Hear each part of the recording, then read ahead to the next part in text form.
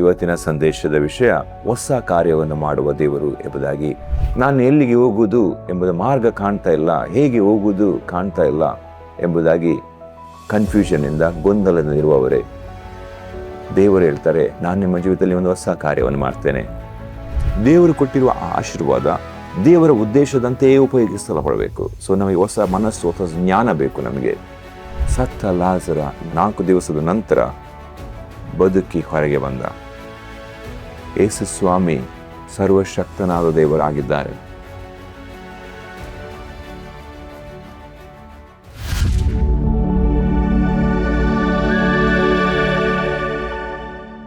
Hallelujah, praise the Lord. ಪ್ರಿಯರೇ, ಯೇಸು ಕ್ರಿಸ್ತನ ಪರಿಶುದ್ಧ ನಾಮದಲ್ಲಿ ನಿಮ್ಮನ್ನು ವಂದಿಸ್ತೇನೆ. ಗೈಡಿಂಗ್ ಲೈಟ್, ದಾರಿದೀಪ ಎಂಬ ದೇವರ ವಾಕ್ಯ ಸಂದೇಶ ಭಾಗಕ್ಕೆ ನಿಮ್ಮೆಲ್ಲರನ್ನು ಸ್ವಾಗತಿಸ್ತೇನೆ. ಪ್ರಿಯರೇ, ಇಂದಿನ ವಾಕ್ಯ ಧ್ಯಾನಕ್ಕೋಸ್ಕರ ದೇವರು ನನ್ನ ಹೃದಯದಲ್ಲಿ ಹಾಕಿದ ವಿಷಯ ಹೊಸ ಕಾರ್ಯವನ್ನು ಮಾಡುವ ದೇವರು ಎಂಬುದಾಗಿ ನಾವು ಪ್ರಾರ್ಥನೆ ಮಾಡಿಕೊಳ್ಳುವ.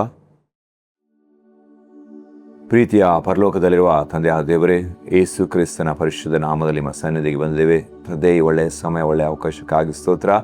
ನಿಮ್ಮ ಜೀವವುಳ್ಳ ವಾಕ್ಯವನ್ನು ಧ್ಯಾನಿಸಲಿಕ್ಕೆ ಕೊಟ್ಟ ಸಮಯಕ್ಕಾಗಿ ಸ್ತೋತ್ರ. ತಂದೆ ತಪ್ಪ, ನೀವು ನಮ್ಮೊಂದಿಗೆ ಮಾತನಾಡಿ ಸ್ವಾಮಿ. ನಿಮ್ಮ ಜೀವವುಳ್ಳ ವಾಕ್ಯದ ಮೂಲಕ ಮಾತನಾಡಿ ಪ್ರತಿಯೊಬ್ಬ ಮಕ್ಕಳೊಂದಿಗೆ ಮಾತನಾಡಿ ಸ್ವಾಮಿ.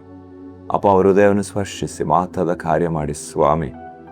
ಅಪ್ಪ, ನಿಮ್ಮ ವಾಕ್ಯಗಳು ಸ್ವಾಮಿ ಸಜೀವವಾದುದು, ಕಾರ್ಯ ಸಾಧಕವಾದುದು, ಪ್ರತಿಯೊಬ್ಬ ಹೃದಯದಲ್ಲಿ 100ರಷ್ಟು ಫಲಿಸಲಿ ಸ್ವಾಮಿ. ಮಾತಾದ ಕಾರ್ಯ ಮಾಡಿ ಸ್ವಸ್ಥತೆ, ಬಿಡುಗಡೆಗಳು ಉಂಟಾಗಲಿ. ಅಪ್ಪ, ಪವಿತ್ರ ಆತ್ಮನೆಲ್ಲವನ್ನು ನೀವು ಹತೋಟಿ ತೆಗೆದುಕೊಳ್ಳಿ. ಮಾತನಾಡುವ ನನ್ನನ್ನು ಕೇಳಿಸಿಕೊಂಡು ಜನರನ್ನು ಆಳ್ವಿಕೆ ಮಾಡಿ. ಅಪ್ಪ, ನಿಮ್ಮ ಚಿತ್ತವೇ ನೆರವೇರಲಿ. ಯೇಸು ಕ್ರಿಸ್ತನ ನಾಮದಲ್ಲಿ ಬೇಡುವ ದೇವ ತಂದೆ, ಆಮೆನ್. ಪ್ರಿಯರೇ, ಈಗಾಗಲೇ ಹೇಳಿದ ಹಾಗೆ ಇವತ್ತಿನ ಸಂದೇಶದ ವಿಷಯ ಹೊಸ ಕಾರ್ಯವನ್ನು ಮಾಡುವ ದೇವರು ಎಂಬುದಾಗಿ. ನಾವು ವಾಕ್ಯವನ್ನು ನೋಡಿಕೊಳ್ಳುವ. ಯೆಶಾಯನು ಬರೆದ ಪ್ರವಾದನೆ ಪುಸ್ತಕ, ಅದರಲ್ಲಿ 43ನೇ ಅಧ್ಯಾಯ 19ರಿಂದ 21. ಅಲ್ಲಿ ಹೀಗೆ ಬರೆಯಲ್ಪಟ್ಟಿದೆ: ಇಗೋ, ಹೊಸ ಕಾರ್ಯವನ್ನು ಮಾಡುವೆನು, ಈಗ ತಲೆದೋರುತ್ತಲಿದೆ, ನಿಮಗೆ ಕಾಣುವುದಿಲ್ಲವೋ? ನಾನು ಅರಣ್ಯದಲ್ಲಿ ಮಾರ್ಗವನ್ನು ಏರ್ಪಡಿಸಿ ಅಡವಿಯಲ್ಲಿ ನದಿಗಳನ್ನು ಹರಿಸುವೆನು ಎಂಬುದಾಗಿ. ಇಲ್ಲಿ ವಾಕ್ಯ ಭಾಗದಲ್ಲಿ ನಾವು ನೋಡ್ತೇವೆ, ಅದ್ಭುತವಾಗಿ ದೇವರು ಹೇಳ್ತಾರೆ, ಇಗೋ ನಾನು ಹೊಸ ಕಾರ್ಯವನ್ನು ಮಾಡುವೆನು, ಅರಣ್ಯದಲ್ಲಿ ಮಾರ್ಗ ಮಾಡ್ತೇನೆ, ಅಡವಿಯಲ್ಲಿ ನದಿಗಳನ್ನು ಹರಿಸ್ತೇನೆ ಎಂಬುದಾಗಿ. ಹೌದು ಪ್ರಿಯರೇ, ಇವತ್ತಿನ ಸಂದೇಶದ ವಿಷಯದಲ್ಲಿ ನಾವು ಇದನ್ನೇ ಧ್ಯಾನ ಮಾಡಲಿಕ್ಕೆ ಹೋಗ್ತೇವೆ. ದೇವರು ನಿಮ್ಮ ಜೀವಿತದಲ್ಲಿ ಹೊಸ ಕಾರ್ಯವನ್ನು ಮಾಡ್ತಾರೆ. ಇಲ್ಲಿ ನಾವು ನೋಡುವಾಗ, ಅಲ್ಲಿ ವಾಕ್ಯ ಭಾಗದಲ್ಲಿ ನಾವು ನೋಡುವಾಗ, ಅರಣ್ಯದಲ್ಲಿ ಮಾರ್ಗ ಮಾಡ್ತೇನೆ, ಅಡವಿಯಲ್ಲಿ ನಾನು ನದಿಗಳನ್ನು ಹರಿಸ್ತೇನೆ. ಇಲ್ಲಿ ಅಡವಿ ಅಂತ ಹೇಳುವಾಗ ಮರುಭೂಮಿ, ಡೆಸರ್ಟ್. ಸೊ ದೇವರು ಹೇಳ್ತಾರೆ, ಅರಣ್ಯದಲ್ಲಿ ಮಾರ್ಗ ಮಾಡ್ತೇನೆ, ಮರುಭೂಮಿಯಲ್ಲಿ ನದಿಗಳನ್ನು ನಾನು ಹರಿಸ್ತೇನೆ ಎಂಬುದಾಗಿ. ನಾವು ಮೊದಲಿಗೆ ನಾವು ನೋಡುವ ಅರಣ್ಯ ಅಂತ ಹೇಳುವಾಗ ನಮಗೆ ಬರುವಂಥದ್ದು ದಟ್ಟವಾದ ಮರಗಳು, ಮಾರ್ಗಗಳಿಲ್ಲ, ಅದರಲ್ಲಿ ಅಲ್ಲಿ ರೋಡ್ ಇಲ್ಲ, ಬೆಳಕು ಒಳಗೆ ಬರುವುದಿಲ್ಲ, ಅರಣ್ಯದ ಒಳಗೆ ಕತ್ತಲೆ ಇದೆ, ಎಲ್ಲಿ ಹೋಗ್ತೇವೆ ಅಂತ ಗೊತ್ತಿಲ್ಲ, ಕಾಡು ಮೃಗ ಜಂತುಗಳು, ಅದರ ಭಯ ಇದೆ. ಸೊ ಅರಣ್ಯ ಅಂತ ಹೇಳುವಾಗ ನಮಗೆ ಇಷ್ಟು ಸಂಗತಿಗಳು ನಮ್ಮ ಮನಸ್ಸಿಗೆ ಬರ್ತದೆ. ಅಲ್ಲಿ ಮಾರ್ಗ ಇಲ್ಲ, ಬೆಳಕಿಲ್ಲ, ಎಲ್ಲಿ ಹೋಗುವುದಂತ ಗೊತ್ತಾಗುವುದಿಲ್ಲ, ನಂತರ ಭಯ. ಪ್ರೀತಿಯ ದೇವ ಮಕ್ಕಳೇ, ಇಂದು ಅನೇಕ ರೀತಿಯ ಭಯದಲ್ಲಿ ಹಾದು ಹೋಗ್ತಿರುವವರೇ, ಕತ್ತಲೆಯಲ್ಲಿ ನಾನು ಕೂತ್ಕೊಂಡಿದ್ದೇನೆ ಅಂತ ಎಣಿಸುವವರೇ, ನಾನು ಎಲ್ಲಿಗೆ ಹೋಗುವುದು ಎಂಬುದು ಮಾರ್ಗ ಕಾಣ್ತಾ ಇಲ್ಲ, ಹೇಗೆ ಹೋಗುವುದು ಕಾಣ್ತಾ ಇಲ್ಲ ಎಂಬುದಾಗಿ ಕನ್ಫ್ಯೂಷನ್ನಿಂದ ಗೊಂದಲದಲ್ಲಿರುವವರೇ, ದೇವರು ಹೇಳ್ತಾರೆ, ನಾನು ನಿಮ್ಮ ಜೀವಿತದಲ್ಲಿ ಒಂದು ಹೊಸ ಕಾರ್ಯವನ್ನು ಮಾಡ್ತೇನೆ. ಆ ಕಾರ್ಯದ ಮೂಲಕ ನೀವಿರುವ ಪರಿಸ್ಥಿತಿಯಿಂದ ನಿಮ್ಮನ್ನು ಹೊರಗೆ ನಾನು ತರ್ತೇನೆ. ಅಲ್ಲಿ ಮಾರ್ಗ ಇಲ್ಲ, ಆದರೆ ನಾನು ಮಾರ್ಗ ಮಾಡ್ತೇನೆ. ಅರಣ್ಯದಲ್ಲಿ ಕೂಡ ನಾನು ಮಾರ್ಗ ಮಾಡ್ತೇನೆ. ನಾನು ನೀನು ಆರಾಧಿಸುವ ದೇವರು ಎಲ್ ಶಡಾಯ್, ಆತನಿಗೆ ಎಲ್ಲವೂ ಸಾಧ್ಯ, ಆತನಿಗೆ ಅಸಾಧ್ಯವಾದ ಯಾವುದೊಂದು ಇಲ್ಲ. ಸೊ ದೇವರು ಹೇಳ್ತಾರೆ, ನಾನು ಮಾರ್ಗ ಇಲ್ಲದಲ್ಲಿ ಮಾರ್ಗ ಮಾಡ್ತೇನೆ. ಇಸ್ರೇಲ್ಯರಿಗೆ ದೇವರು ಕೆಂಪು ಸಮುದ್ರದಲ್ಲಿ ಮಾರ್ಗ ಮಾಡಿದರು, ಮಾರ್ಗ ಇರಲಿಲ್ಲ. ಕೆಂಪು ಸಮುದ್ರ ಇಬ್ಬಾಗ ಮಾಡಿ ಮಾರ್ಗ ಮಾಡಿದರು. ನಿಮ್ಮ ಭಯದಿಂದ, ನಿಮ್ಮ ಕನ್ಫ್ಯೂಷನ್ನಿಂದ, ನಿಮ್ಮ ಗೊಂದಲದಿಂದ, ನಿಮ್ಮ ಕತ್ತಲೆಯಿಂದ ದೇವರು ನಿಮ್ಮನ್ನು ಹೊರಗೆ ತೆಗಿತಾರೆ. ಅದರೊಂದು ಹೊಸ ಕಾರ್ಯವನ್ನು ಮಾಡಲಿಕ್ಕಿದ್ದಾರೆ. ನಾವು ಎರಡನೇದಾಗಿ ನಾವು ನೋಡುವಾಗ ದೇವರು ಹೇಳ್ತಾರೆ, ನಾನು ಅಡವಿಯಲ್ಲಿ ನದಿಗಳನ್ನು ಹರಿಸ್ತೇನೆ, ಅಂದರೆ ಮರುಭೂಮಿಯಲ್ಲಿ ನಾನು ನದಿಗಳನ್ನು ಹರಿಸ್ತೇನೆ ಎಂಬುದಾಗಿ ಹೇಳ್ತಾರೆ. ನಾವು ಮರುಭೂಮಿ ಅನ್ನುವಾಗ ನಾವು ಏನು ನಮಗೆ ಎದುರಿಗೆ ಬರ್ತದೆ? ಡೈರೆಕ್ಷನ್ಲೆಸ್. ಅದೊಂದು ದೊಡ್ಡ ಸಾಗರದ ಹಾಗೆ, ಎತ್ತ ತಿರುಗೋದು, ಎಲ್ಲಿ ಹೋಗೋದು, ಯಾವ ದಿಕ್ಕಿಗೆ ಹೋಗೋದು ಗೊತ್ತಿಲ್ಲ. ಡೈರೆಕ್ಷನ್ಲೆಸ್. ನಂತರ ಮರುಭೂಮಿ ಎನ್ನುವಾಗ ನಮಗೆ ಇಮಿಡಿಯೇಟ್ಲಿ ತಲೆಗೆ ಬರುವಂಥದ್ದು ಡ್ರೈನೆಸ್. ಅಲ್ಲಿ ಒಂದು ಕೊರತೆ, ನೀರಿಲ್ಲ ಅಲ್ಲಿ, ಡ್ರೈನೆಸ್. ಅದು ನಮ್ಮ ಕಣ್ಣೆದುರಿಗೆ ಬರ್ತದೆ. ದೇವರು ಹೇಳ್ತಾರೆ, ನಾನು ಮರುಭೂಮಿಯಲ್ಲಿ ನದಿಗಳನ್ನು ಹರಿಸ್ತೇನೆ. ನೀರು ಕಾಣಲಿಕ್ಕೆ ಸಾಧ್ಯವಿಲ್ಲ. ಮರುಭೂಮಿ ಅಂತ ಹೇಳಿದರೆ ಯಾಕೆ ಕರೆಯುವುದಂತ? ನೀರಿಲ್ಲದಿರುವುದಕ್ಕೆ ಮರುಭೂಮಿ ಹೇಳುದು. ದೇವರು ಹೇಳ್ತಿದೆ, ಅಂಥ ಪರಿಸ್ಥಿತಿಯಲ್ಲಿ ನಾನು ನದಿಗಳನ್ನ ಹರಿಸ್ತೇನೆ ಎಂಬುದಾಗಿ. ಅಲ್ಲಿರುವ ಡ್ರೈನೆಸ್ ಅನ್ನು, ಅಲ್ಲಿರುವ ಕೊರತೆಯನ್ನು ನಾನು ನೆಗಿಸ್ತೇನೆ. ಪ್ರೀತಿಯ ದೇವ ಮಕ್ಕಳೇ, ಈ ಸಂದೇಶವನ್ನು ಕೇಳ್ತಿರುವ ದೇವ ಜನರೇ, ನನ್ನ ಜೀವಿತ ಒಂದು ಮರುಭೂಮಿ ಆಗಿದೆ. ಡೈರೆಕ್ಷನ್ಲೆಸ್, ದಿಕ್ಕು ಇಲ್ಲ ನನ್ನ ಜೀವಿತಕ್ಕೆ. ನಾನು ಎಲ್ಲಿ ಹೋಗ್ತೇನೆ, ಎಲ್ಲಿ ಹೋಗಬೇಕು? ದಿಕ್ಕು ತಪ್ಪಿದ್ದೇನೆ ನಾನು. ನನ್ನ ಜೀವಿತ ಡ್ರೈ ಆಗಿದೆ, ಬರಿದಾಗಿದೆ ಎಂಬುದಾಗಿ ಅನ್ನಿಸ್ತಾ ಇದ್ದೀರಾ? ಅನೇಕ ಕೊರತೆಗಳು ನಿಮ್ಮನ್ನು ಕಾಡ್ತಾ ಇರ್ಬೋದು. ಆದರೆ ದೇವರೆಲ್ಲ ಕೊರತೆಗಳನ್ನು ನೀಗಿಸಲು ಶಕ್ತನಾಗಿದ್ದಾರೆ.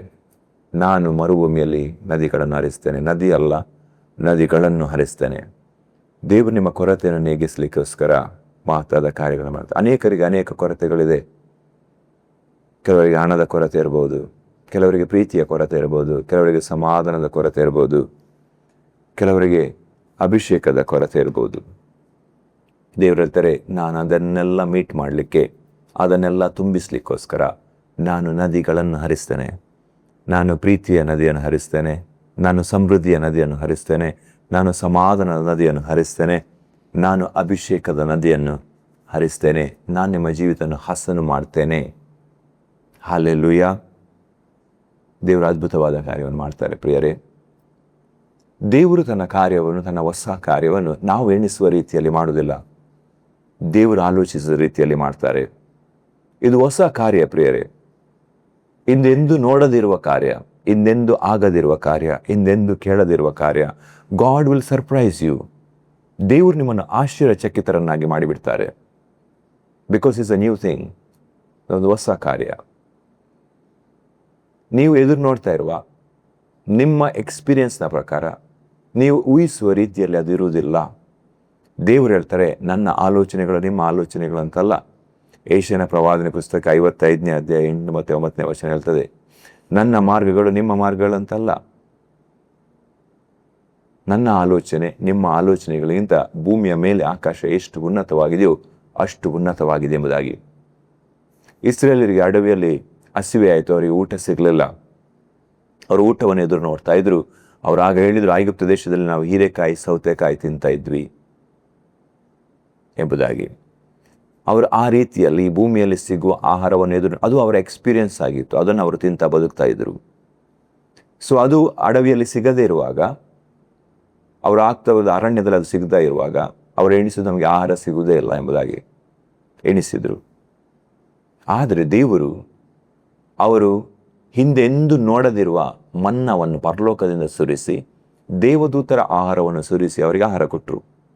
ಹಲ್ಲೆಲೂಯಾ. ಎಂಥ ಅದ್ಭುತವಾದ ಕಾರ್ಯ ಪ್ರಿಯರೇ. ಅವರು ಎಣಿಸಲೇ ಇಲ್ಲ ಆಕಾಶದಿಂದ ಆಹಾರ ಬೀಳ್ತದೆ ಎಂಬುದನ್ನು. ಅವರಿಗೆ ಎಕ್ಸ್ಪೀರಿಯನ್ಸೇ ಇಲ್ಲ, ಅವರಿಗೆ ಗೊತ್ತೇ ಇಲ್ಲ. ದೇವರು ಹೊಸ ಕಾರ್ಯವನ್ನು ಮಾಡಿದರು. ಅವರನ್ನು ಆ ಸಮಸ್ಯೆಯನ್ನು ನೀಗಿಸಲಿಕ್ಕೋಸ್ಕರ ಹೊಸ ಕಾರ್ಯ. ಅದೇ ರೀತಿಯಲ್ಲಿ ಅವರಿಗೆ ಬಾಯಾರಿಕೆ ಆಯಿತು, ಅವರಿಗೆ ನೀರು ಬೇಕಾಗಿತ್ತು. ಅಷ್ಟು ತನಕ ಅವರು ಬಾವಿಯಲ್ಲಿ ನೀರು ಕುಡಿತಾ ಇದ್ರು, ನದಿಯಲ್ಲಿ ನೀರು ಕುಡಿತಾ ಇದ್ರು. ಅದು ಅವರ ಎಕ್ಸ್ಪೀರಿಯನ್ಸ್ ಆಗಿತ್ತು. ಅವರು ಮರುಭೂಮಿಯಲ್ಲಿ ಹಾದು ಹೋಗ್ತಾ ಬರ್ತಾ ಇರುವಾಗ ನೀರಿಲ್ಲ ಅವರಿಗೆ ಬಾಯಾರಿಕೆ ಆಯಿತು. ಅವರು ಎಣಿಸಿದ್ರು, ನಮಗೆ ನೀರು ಸಿಕ್ಕುವುದೇ ಇಲ್ಲ ಎಂಬುದಾಗಿ ಎಣಿಸಿದರು. ಅವರು ಗುಣಗುಟ್ಟಿದ್ರು. ದೇವರು ಬಂಡೆಯ ಮೂಲಕ ನೀರನ್ನು ಕೊಟ್ಟರು. ಅವರ ಎಕ್ಸ್ಪೀರಿಯನ್ಸ್ನಲ್ಲಿ ಅದು ಇರಲಿಲ್ಲ, ಹೊಸ ಕಾರ್ಯ.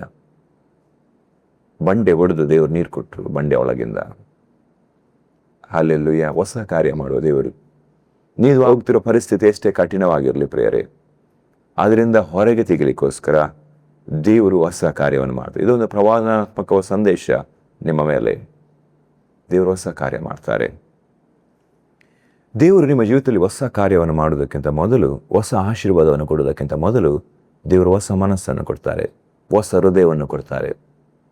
ಹೆಜ್ಕೇಲ 36ನೇ ಅಧ್ಯಾಯ 26ನೇ ವಚನ, ಅಲ್ಲಿ ಹೀಗೆ ಬರೆಯಲ್ಪಟ್ಟಿದೆ, ನಾನು ನಿಮಗೆ ಹೊಸ ಮನಸ್ಸನ್ನು ಕೊಟ್ಟು ನಿಮ್ಮಲ್ಲಿ ನೂತನ ಸ್ವಭಾವವನ್ನು ಹುಟ್ಟಿಸುವೆನು. ಕಲ್ಲಾದ ಹೃದಯವನ್ನು ನಿಮ್ಮೊಳಗಿಂದ ತೆಗೆದು ಮೃದುವಾದ ಹೃದಯವನ್ನು ನಿಮಗೆ ದಯಪಾಲಿಸುವೆನು. ನನ್ನ ಆತ್ಮವನ್ನು ನಿಮ್ಮಲ್ಲಿ ನೆಲೆಸಿರುವಂತೆ ಅನುಗ್ರಹಿಸಿ ನೀವು ನನ್ನ ನಿಯಮಗಳನ್ನು ಅನುಸರಿಸುವ ಹಾಗೆ ಮಾಡುವೆನು ಎಂಬುದಾಗಿ. ಹಲ್ಲೆಲೂಯಾ. ದೇವರು ನಮ್ಮ ಜೀವಿತದಲ್ಲಿ ಒಂದು ಹೊಸ ಕಾರ್ಯವನ್ನು, ಹೊಸ ಆಶೀರ್ವಾದವನ್ನು ಕೊಡುವುದಕ್ಕಿಂತ ಮೊದಲು ನಮಗೆ ಹೊಸ ಮನಸ್ಸನ್ನು ಕೊಡ್ತಾರೆ, ಹೊಸ ಹೃದಯವನ್ನು ಕೊಡ್ತಾರೆ. ದೇವರ ಜೊತೆಲಿ ನಾನು ನಿಮಗೆ ನೂತನ ಮನಸ್ಸು, ನೂತನ ಹೃದಯವನ್ನು ಕೊಡ್ತೇನೆ ಎಂಬುದಾಗಿ. ಇದು ಬಹಳ ಮುಖ್ಯವಾಗಿರೋದು, ಬಹಳ ಇಂಪಾರ್ಟೆಂಟ್ ಆಗಿರುವಂಥದ್ದು. ಯಾಕೆಂತ ಹೇಳಿದರೆ, ದೇವರು ನಮ್ಮ ಜೀವಿತದಲ್ಲಿ ಒಂದು ಹೊಸ ಆಶೀರ್ವಾದವನ್ನು ಕೊಡೋದಕ್ಕಿಂತ ಮೊದಲು ನಮ್ಮ ಗುಣವನ್ನು, ನಮ್ಮ ಕ್ಯಾರೆಕ್ಟರನ್ನು ಆ ಆಶೀರ್ವಾದಕ್ಕೆ ಸೂಟ್ ಆಗುವ ಹಾಗೆ ಮಾಡ್ತಾರೆ. ನಮ್ಮ ಹೃದಯ ಆ ಆಶೀರ್ವಾದಕ್ಕೆ ಸೂಟ್ ಆಗುವ ಹಾಗೆ ಮಾಡ್ತಾರೆ. ಅದು ಇಂಪಾರ್ಟೆಂಟ್ ಆಗ್ತದೆ. ಯಾಕೆಂದರೆ ಇಲ್ಲಿದ್ರೆ ಆ ಕೊಟ್ಟಿರುವಂಥ ಆಶೀರ್ವಾದ ಎಷ್ಟು ದೊಡ್ಡದಿರ್ತದೆ ಅಂತ ಹೇಳಿದರೆ, ನಮ್ಮ ಹಳೆಯ ಸ್ವಭಾವದಲ್ಲಿ, ಹಳೆಯ ಗುಣಗಳಲ್ಲಿ ಆ ಆಶೀರ್ವಾದವನ್ನು ನಮಗೆ ಹೊರಲಿಕ್ಕೆ ಆಗುವುದಿಲ್ಲ, ಅದನ್ನು ನಮಗೆ ಇಟ್ಕೊಳ್ಳಿಕ್ಕೆ ಆಗುವುದಿಲ್ಲ. ಅದನ್ನು ದೇವರು ಯೋಚಿಸುವ ರೀತಿಯಲ್ಲಿ, ದೇವರ ಉದ್ದೇಶದಂತೆ ನಾವು ಉಪಯೋಗಿಸಲಿಕ್ಕೆ ಆಗೋದಿಲ್ಲ. ನಮಗೆ ಹೊಸ ಹೃದಯ ಬೇಕು, ಹೊಸ ಜ್ಞಾನ ಬೇಕು, ಹೊಸ ಮನಸ್ಸು ಬೇಕು. ತುಂಬ ಮುಖ್ಯ. ಕೆಲವೊಮ್ಮೆ ಬಂದ ಆಶೀರ್ವಾದಗಳು ವ್ಯಕ್ತಿಯನ್ನು ಅಹಂನಿಂದ ತುಂಬಿಸ್ಬೋದು, ಅವನು ಗರ್ವಿಷ್ಠನಾಗ್ಬೋದು, ಅವನಲ್ಲಿ ಪ್ರೈಡ್ ತುಂಬೋದು. ಹೇಗೆ ಹಿಜ್ಕೀಯನ ಜೀವಿತದಲ್ಲಿ ದೇವರು ಆರೋಗ್ಯವನ್ನು ಕೊಟ್ಟು 15 ವರ್ಷ ಅವನ ಆಯುಷ್ಯಕ್ಕೆ ಸೇರಿಸಿದ ನಂತರ ಬೈಬಲ್ ಹೇಳ್ತದೆ, ಅವನು ಸ್ವಸ್ಥನಾಗಿ ಗರ್ವಿಷ್ಠನಾದನು ಎಂಬುದಾಗಿ. ಅವನ ಅಹಂಕಾರಿ ಆದನು, ಅವನ ಜೀವಿತದಲ್ಲಿ ಪ್ರೈಡ್ ಬಂತು. ಅದು ಆಗಬಾರದು. ಸೊ ಎರಡನೇ ವಿಷಯ ಅಂತ ಹೇಳಿದ್ರೆ, ದೇವರು ಕೊಟ್ಟಿರುವ ಆ ಆಶೀರ್ವಾದ ದೇವರ ಉದ್ದೇಶದಂತೆಯೇ ಉಪಯೋಗಿಸಲ್ಪಡಬೇಕು. ಸೊ ನಮಗೆ ಹೊಸ ಮನಸ್ಸು, ಹೊಸ ಜ್ಞಾನ ಬೇಕು. ನಮಗೆ ದೇವರು ಈ ಕಾರ್ಯವನ್ನು ಮಾಡ್ತಾರೆ ನಮ್ಮ ಜೀವಿತದಲ್ಲಿ. ನಮ್ಮಲ್ಲಿ ಮೊಬೈಲ್ಗಳಿದೆ. ಸೊ ಮೊಬೈಲ್ಗಳಲ್ಲಿ ನಾವು ನೋಡುವಾಗ ನಮ್ಮ ಮೊಬೈಲ್ಗಳಲ್ಲಿ ಸಾಫ್ಟ್ವೇರ್ಗಳನ್ನು ಅಪ್ಡೇಟ್ ಮಾಡಲಿಕ್ಕೋಸ್ಕರ ಆಗಾಗ ಬರ್ತದೆ. ಸೊ ನಾವು ಅಪ್ಡೇಟ್ ಮಾಡ್ತಾನೆ ಇರಬೇಕು.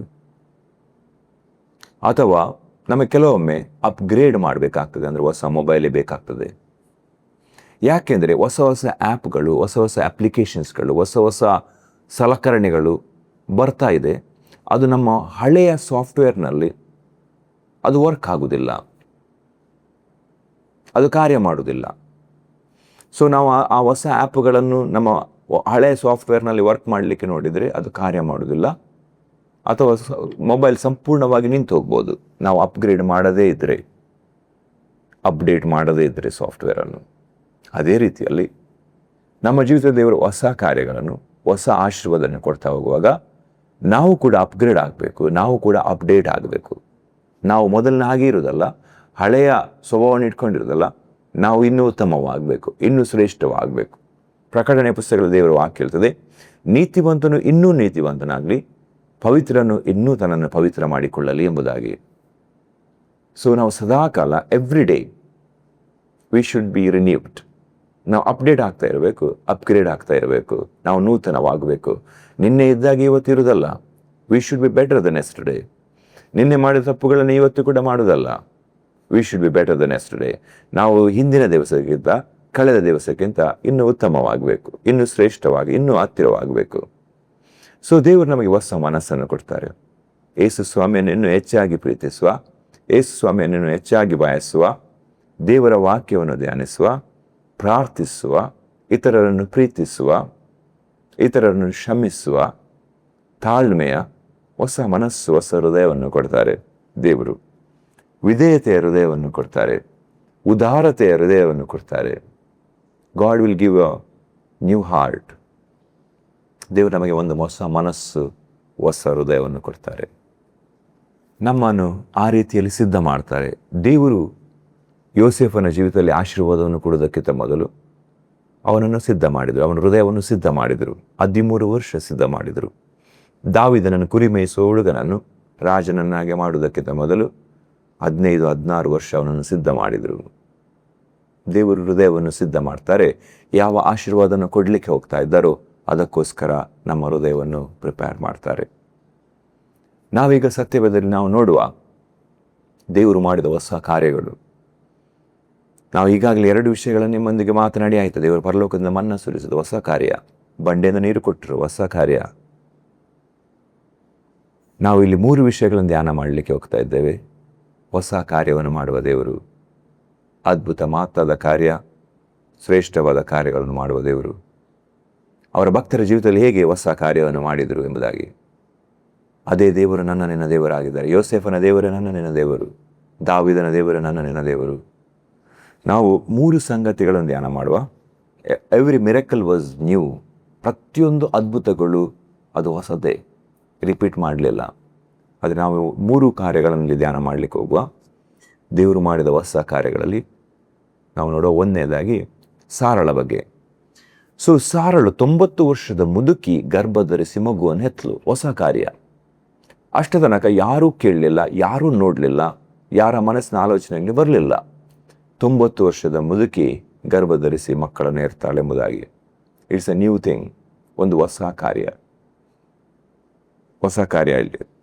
ಆದಿಕಾಂಡ 21ನೇ ಅಧ್ಯಾಯ 1ರಿಂದ 2ನೇ ವಚನ. ಯೆಹೋವನು ತಾನು ಹೇಳಿದಂತೆ ಸಾರಳ ಮೇಲೆ ದಯವಿಟ್ಟು ಆಕೆಗೆ ಕೊಟ್ಟ ಮಾತನ್ನು ನೆರವೇರಿಸಿದನು. ಹೇಗೆಂದರೆ, ಸಾರಳು ಬಸುರಾಗಿ ದೇವರು ಮೊದಲು ಸೂಚಿಸಿದ ಕಾಲದಲ್ಲಿ ಅಬ್ರಾಮನಿಂದ ಅವನ ಮುಪ್ಪಿನಲ್ಲೇ ಮಗನನ್ನು ಹೆತ್ತಳು ಎಂಬುದಾಗಿ. ದೇವರು ಸೂಚಿಸಿದ ಸಮಯದಲ್ಲಿ ಅವಳು ಮಗನನ್ನು ಹೆತ್ತಳು. ನಾನು 5ನೇ ವಚನದಲ್ಲಿ ಓದ್ತೇನೆ. ಈಸಾಕನು ಹುಟ್ಟಿದಾಗ ಅಬ್ರಾಮನು 100 ವರ್ಷದವನಾಗಿದ್ದನು. ಸಾರಳು ದೇವರು ನನ್ನನ್ನು ನಗುವಂತೆ ಮಾಡಿದ್ದಾನೆ, ಕೇಳುವವರೆಲ್ಲರೂ ನನ್ನೊಂದಿಗೆ ನಗುವರು ಎಂಬುದಾಗಿ. ಹಲ್ಲೆಲೂಯಾ. ಇಲ್ಲಿ ನಾವು ನೋಡುವಾಗ ಅಬ್ರಾಮನ ಸಮಯದಲ್ಲಿ, ಆ ಕಾಲಮಾನದಲ್ಲಿ ಯಾರೂ ಕೂಡ 90 ವರ್ಷದ ಮುದುಕಿ, ಅವರು ಗರ್ಭಧರಿಸಿ ಮಕ್ಕಳನ್ನು ಇರಲಿಲ್ಲ. ಸಾರಳು 90 ವರ್ಷ ಪ್ರಾಯದಲ್ಲಿ, ಅವರಿಗೆ ಮಕ್ಕಳಿರಲಿಲ್ಲ. ಅಷ್ಟನಕ್ಕೆ ಅವರಿಗೆ ಮಕ್ಕಳೇ ಆಗಲಿಲ್ಲ.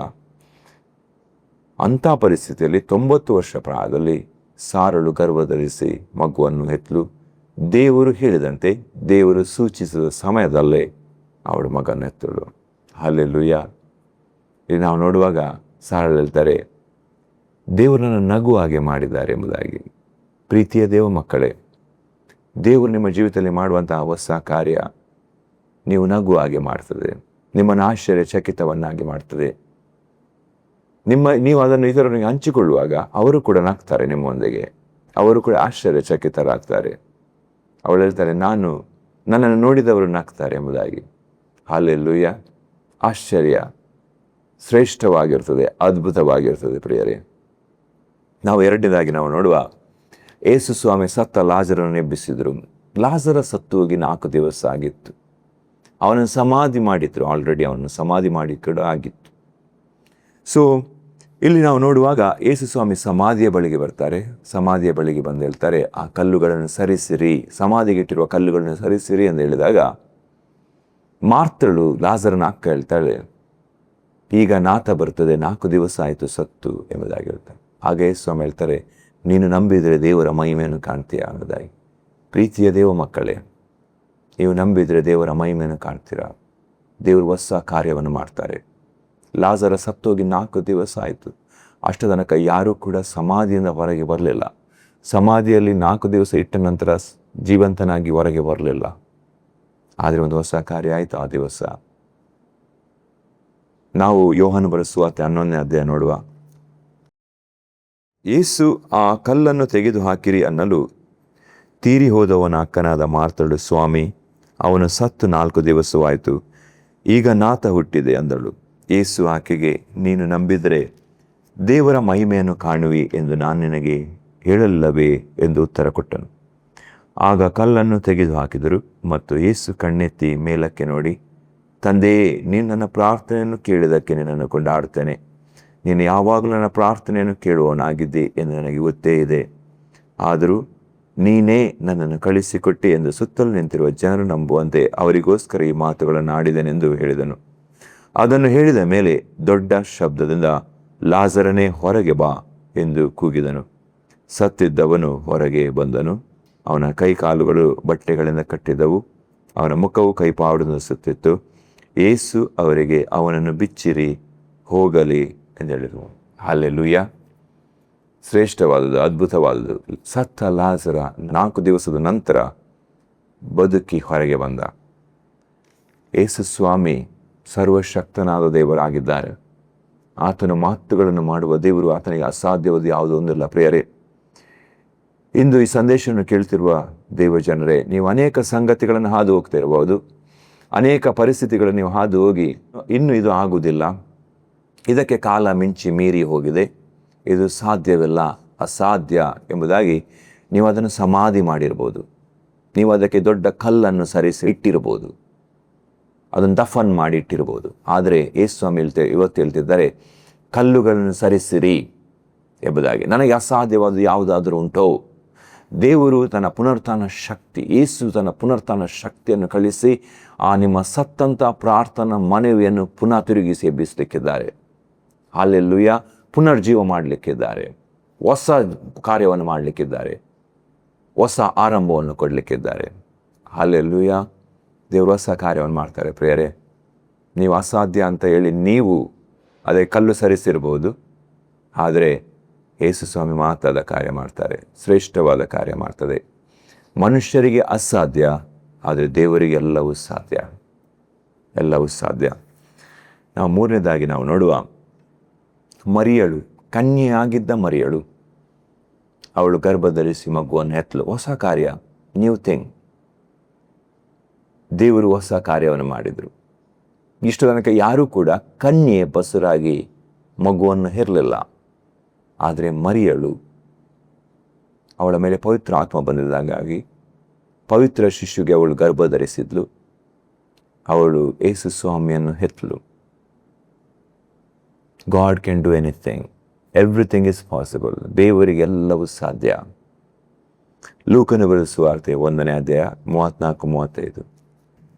ಮರಿಯಳು ಆ ದೂತನನ್ನು, ಇದು ಹೇಗಾದೀತು, ನಾನು ಪುರುಷನನ್ನು ಅರಿತವಳಲ್ಲವಲ್ಲ ಎಂದು ಹೇಳಿದಕ್ಕೆ ದೂತನು, ನಿನ್ನ ಮೇಲೆ ಪವಿತ್ರಾತ್ಮ ಬರುವುದು, ಪರಾತ್ಪರನ ಶಕ್ತಿಯ ನೆರಳು ನಿನ್ನ ಮೇಲೆ ಬೀಳುವುದು, ಆದ್ದರಿಂದ ಹುಟ್ಟುವ ಆ ಪವಿತ್ರ ಶಿಶು ದೇವರ ಮಗನೆನಿಸಿಕೊಳ್ಳುವುದು ಎಂಬುದಾಗಿ. ಹಲ್ಲೆಲೂಯಾ. ಹುಟ್ಟುವ ಆ ಮಗು ಪವಿತ್ರ ಶಿಶು ಎನಿಸಿಕೊಳ್ಳುವುದು ಎಂಬುದಾಗಿ. ಹೌದು ಪ್ರಿಯರೇ, ಮನುಷ್ಯರಿಗೆ ಅಸಾಧ್ಯ, ದೇವರಿಗೆಲ್ಲವೂ ಸಾಧ್ಯ. ನೀವು ಆಗುತ್ತಿರುವ ಪರಿಸ್ಥಿತಿಗಳು ಅದರಿಂದ ಹೊರಗೆ ಬರುವುದು ನಿಮಗೆ ಅಸಾಧ್ಯವಾಗಿರ್ಬೋದು, ಆದರೆ ದೇವರಿಗೆ ಅಸಾಧ್ಯವಲ್ಲ. ನಿಮ್ಮ ಮೇಲೆ ಪವಿತ್ರಾತ್ಮ ಬರುವುದು, ನಿಮ್ಮ ಮೇಲೆ ಪವಿತ್ರಾತ್ಮನ ಶಕ್ತಿ ಬರುವುದು, ನಿಮ್ಮ ಮೇಲೆ ಒಂದು ಅಭಿಷೇಕ ಬರುವುದು. ಅಭಿಷೇಕ ನೊಗಗಳನ್ನು ಮುರಿತದೆ, ಪವಿತ್ರಾತ್ಮನ ಶಕ್ತಿ ನೊಗಗಳನ್ನು ಮುರಿತದೆ. ದೇವರು ನಿಮ್ಮ ಜೀವಿತದಲ್ಲಿ ಹೊಸ ಕಾರ್ಯವನ್ನು ಮಾಡ್ತಾರೆ, ಅದ್ಭುತವನ್ನು ಮಾಡ್ತಾರೆ. ನೀವು ಊಹಿಸದ್ದು, ತಿಳಿಯದ್ದು, ಅರಿಯದ್ದು, ಎಣಿಸದ್ದು, ಕಣ್ಣಿನಿಂದ ಕಾಣದ್ದು, ಕಿವಿಯಲ್ಲಿ ಕೇಳದ್ದು, ಮನಸ್ಸಿನಲ್ಲಿ ಆಲೋಚಿಸದೇ ಇರುವಂಥದ್ದು ಶ್ರೇಷ್ಠ ಕಾರ್ಯವನ್ನು ದೇವರು ನಿಮ್ಮ ಜೀವಿತದಲ್ಲಿ ಮಾಡ್ತಾರೆ. ಮಾಡಿ ನಿಮಗೆ ಅರಣ್ಯದಲ್ಲಿ ಮಾರ್ಗ ಮಾಡ್ತಾರೆ, ನಿಮಗೆ ಮರುಭೂಮಿಯಲ್ಲಿ ನದಿಗಳನ್ನು ಹರಿಸ್ತಾರೆ, ನಿಮ್ಮನ್ನು ಆಶ್ಚರ್ಯಚಕಿತರನ್ನಾಗಿ ಮಾಡ್ತಾರೆ. ಅದ್ಭುತವಾದ ಕಾರ್ಯ ನಡೀತದೆ ಪ್ರಿಯರೇ. ಬಿಕಾಸ್ ನಾನು ನೀನು ಆರಾಧಿಸುವ ದೇವರು ಎಲ್ ಶಡಾಯ್, ಸರ್ವಶಕ್ತನಾದ ದೇವರು. ನನಗೆ ಅಸಾಧ್ಯವಾದದ್ದು ಯಾವುದಾದ್ರೂ ಉಂಟೋ ಎಂಬುದಾಗಿ ಹೇಳುವ ದೇವರು. ನಿರೀಕ್ಷೆಯಿಂದ ಇರ್ರಿ ಪ್ರಿಯರೇ, ನಂಬಿಕೆಯಿಂದ ಇರ್ರಿ, ದೇವರು ದೊಡ್ಡ ಕಾರ್ಯ ಮಾಡ್ತಾರೆ. ಪ್ರಾರ್ಥನೆ ಮಾಡುವ. ಪ್ರೀತಿಯ ಪರಲೋಕದಲ್ಲಿರುವ ತಂದೆಯ ದೇವರೇ, ಯೇಸು ಕ್ರಿಸ್ತನ ನಾಮದಲ್ಲಿ ಪಾದದ ಬಳಿಗೆ ಬಂದೆವಪ್ಪ. ಈ ಒಳ್ಳೆಯ ಸಮಯಕ್ಕಾಗಿ, ಒಳ್ಳೆಯ ಅವಕಾಶಕ್ಕಾಗಿ ಸ್ತೋತ್ರ. ನಿಮ್ಮ ಜೀವವುಳ್ಳ ವಾಕ್ಯವು ಸ್ವಾಮಿ ನಮ್ಮ ಹೃದಯವನ್ನು ಮುಟ್ಟಿದೆ, ಪ್ರತಿಯೊಬ್ಬರು ನೀವು ಸ್ಪರ್ಶಿಸಿದಿರೋದಕ್ಕಾಗಿ ಸ್ತೋತ್ರ. ನಿಮ್ಮ ವಾಕ್ಯದಲ್ಲಿರುವ ಮಹಿಮೆ ಚಲಿಸಲೇ, ನಿಮ್ಮ ವಾಕ್ಯದಲ್ಲಿರುವ ಪವಿತ್ರ ಆತ್ಮನ ಅಭಿಷೇಕ ಪ್ರತಿಯೊಬ್ಬರ ಪ್ರಾಣ, ಆತ್ಮ, ಕೀಳು ಮಜ್ಜೆಯನ್ನು ತೂರಿ ಹೋಗಲಿ ಸ್ವಾಮಿ. ಶ್ರೇಷ್ಠವಾದ ಕಾರ್ಯ ಮಾಡಿ, ಅದ್ಭುತ ಮಾಡಿ ಸ್ವಾಮಿ. ನಂಬಿಕೆಯನ್ನು ಹುಟ್ಟಿಸುವ ಆತನು, ಪೂರೈಸುವ ಆತನು ನೀವೇ ಆಗಿದ್ದೀರಿ ಸ್ವಾಮಿ. ಪ್ರತಿಯೊಬ್ಬರ ಹೃದಯದಲ್ಲಿ ಸ್ವಾಮಿ ನಂಬಿಕೆ, ನಿರೀಕ್ಷೆ, ಪ್ರೀತಿ ಹೆಚ್ಚಾಗಲಿ ರಾಜ. ನಿಮ್ಮ ನಾಮ ಮಹಿಮೆ ಹೊಂದಲಿ ಅವರ ಮೂಲಕ. ನಿಮ್ಮ ಮಕ್ಕಳ ಸಾಕ್ಷಿ ನಿಮ್ಮ ನಾಮವನ್ನು ಮೇಲೆತ್ತಲಿ ಸ್ವಾಮಿ. Thank you father.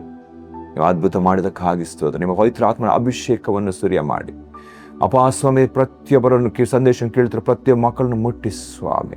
Holi Spirit we thank you Lord. ಪವಿತ್ರ ಆತ್ಮ ನೀವು ಸ್ವಾಮಿ ಅಭಿಷೇಕಿಸಿ, ನೊಗಗಳು ಮುರಿಯಲಿ ಸ್ವಾಮಿ, ಹೊಸ ಕಾರ್ಯಗಳು ನಡೆಯಲಿ ನಿಮ್ಮ ಮಕ್ಕಳ ಜೀವಿತದಲ್ಲಿ ಸ್ವಾಮಿ. Thank you father. ನೀವು ಹಾಗೆ ಮಾಡಿದಕ್ಕಾಗಿ ಸ್ತೋತ್ರ. ನಮ್ಮ ಪ್ರಾರ್ಥನೆ ಯಾವಾಗಲೂ ಕೇಳ್ತೀರಾ, ಈಗಲೂ ಕೇಳಿ ಉತ್ತರಿಸಿದಕ್ಕಾಗಿ ಸ್ತೋತ್ರ ತಂದೆ. ಯೇಸು ಕ್ರಿಸ್ತನ ನಾಮದಲ್ಲಿ ಬೇಡಿ ಹೊಂದಿದ್ದೇವೆ. ಆಮೆನ್. ಪ್ರಿಯರೇ, ಈ ಸಂದೇಶ ನಿಮಗೆ ಆಶೀರ್ವಾದಕವಾಗಿದ್ದರೆ ಈ ಚಾನಲನ್ನು ಸಬ್ಸ್ಕ್ರೈಬ್ ಮಾಡಿ, ಲೈಕ್ ಮಾಡಿ, ಕಮೆಂಟ್ ಮಾಡಿ. ಈ ಸಂದೇಶವನ್ನು ಇತರರೊಂದಿಗೆ ಹಂಚಿಕೊಳ್ಳಿ, ಅವರನ್ನು ಆಶೀರ್ವಾದ ಮಾಡಿ. ದೇವರು ನಿಮ್ಮನ್ನು ಆಶೀರ್ವದಿಸಲಿ.